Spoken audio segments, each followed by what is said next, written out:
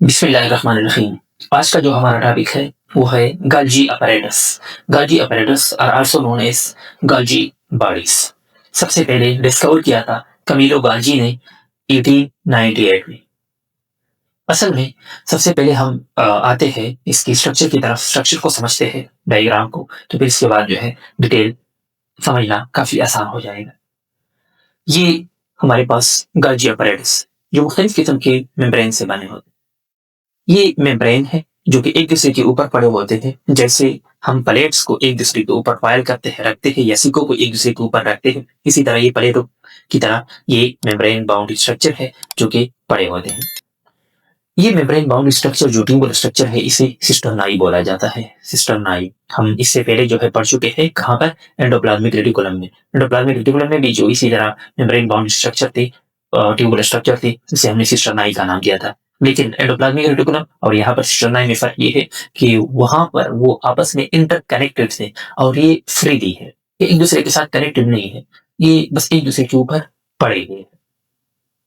इसके अलावा ये जो ग्रुप ऑफ सिस्टर्नाई है इसे डिक्टाइसोम कहा जाता है। डिक्टाइसोम ऊपर फिर जाते हैं, वहां पर पड़ते भी है।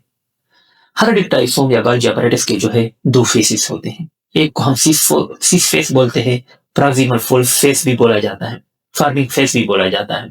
और दूसरा फेस जो है जो दूसरे साइड पे पड़ा होता है उसे ट्रांस फेस बोला जाता है, डिस्टल फेस भी बोला जाता है, फॉर्मिंग फेस भी बोला जाता है, सॉरी मैच्योरिंग फेस भी बोला जाता है। तो ये हमारे पास इसके दो फेसेस हैं। जो सिस फेस है यहाँ पर बाहर से वेसिकल आते हैं। याद रखिए यहाँ पर जो वेसिकल आते हैं वो एंडोप्लाज्मिक रेटिकुलम से आते हैं। कहाँ से आते हैं? एंडोप्लाज्मिक रेटिकुलम से आते हैं। आपको पता होना चाहिए, मैं ऑलरेडी पढ़ा चुका हूँ, स्मूथ एंडोप्लाज्मिक रेटिकुलम में किस चीज की सिंथेसिस होती है? लिपिड्स। तो लिपिड वेसिकल के फॉर्म में यहाँ पर आते हैं। इसके अलावा बर्फ में कहा किस चीज की सिंथेसिस होती है? प्रोटीन। प्रोटीन वेसिकल के फॉर्म में यहाँ पर आते हैं, यहाँ पर इंटर होते हैं, एक सिस्टर्नाइसी दूसरे एंड सो ऑन। इस तरह इसके आगे मॉडिफिकेशन भी होती है, इसमें चेंजेस भी होते हैं, ग्लाइकोसाइलेशन भी होता है, फिर उसके आगे जो है पैकेजिंग भी होता है, और सिक्रेटरी वेसिकल के फॉर्म में जो है यहाँ पर ये वेसिकल बाहर निकलते हैं। तो ये न्यूली फाउंड वेसिकल जो है सिक्रेटरी वेसिकल इसी ट्रांसफेस से जो है आगे निकलते हैं। अब ऊपर जाते हैं, यहाँ पर देखें, it is a stack of flattened membrane bound structure called cisternae. Cisternae जो है एक दूसरे के ऊपर स्टैक पार्ट होते हैं और इसको सिस्टर्नाई बोला जाता है। इस पूरे स्ट्रक्चर को फिर गोल्गी अपैरेटस या गोल्गी बॉडी बोला जाता है। द स्टैक ऑफ सिस्टर्नाई कॉल्ड डिक्टाइसोम, वहां पर भी मैंने आपको बता दिया।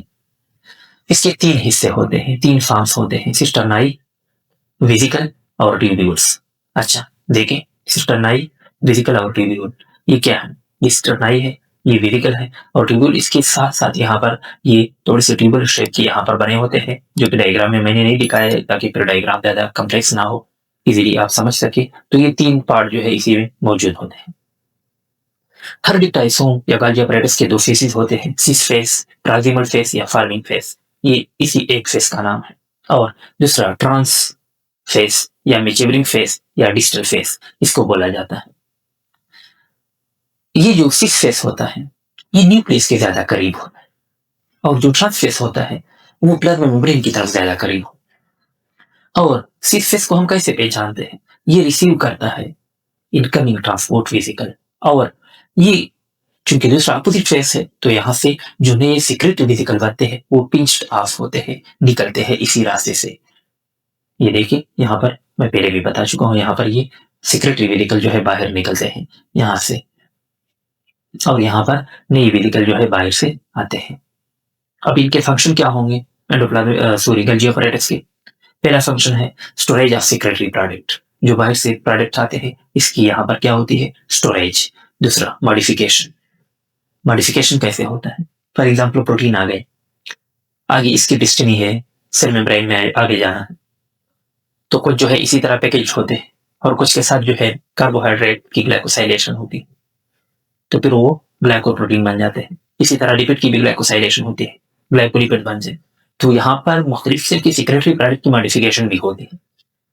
फिर आगे पैकेजिंग होती है, इसको सिक्रेटरी वेसिकल के फॉर्म में पैकेज किया जाता है, आगे भेज दिया जाता है टू दियर डेस्टिनेशन, जहां पर इसका मंजिल मकसूद होता है। वहां पर वो फिर पहुंच जाते हैं। और आखिरी में जो है synthesis of polysaccharides from simple sugars. Simple sugars को मिलाकर ये पॉलीसेकेराइड्स भी बनाता है।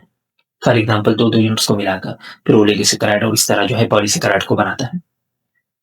तो ये था हमारे पास गाल्जी अपैरेटस या गाल्जी बॉडीज। इसका कंप्लीट डिटेल सारे एमसीक्यू पार्ट्स जो है इसी में आपकी उम्मीद है क्लियर हो गए होंगे।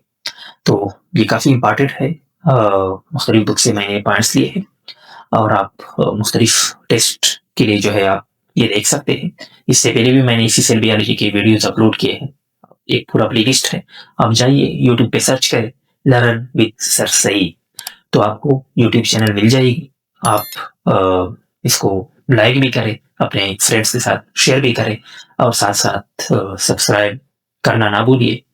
और एक और इम्पॉर्टेंट बात कि आप जो है जो बेल आइकन है इसको ज़रूर प्रेस करें ताकि हर नई आने वाली वीडियो जो है आपको बर वक्त मिल सके। आज के लिए इतना काफ़ी है। अल्लाह हाफिज़।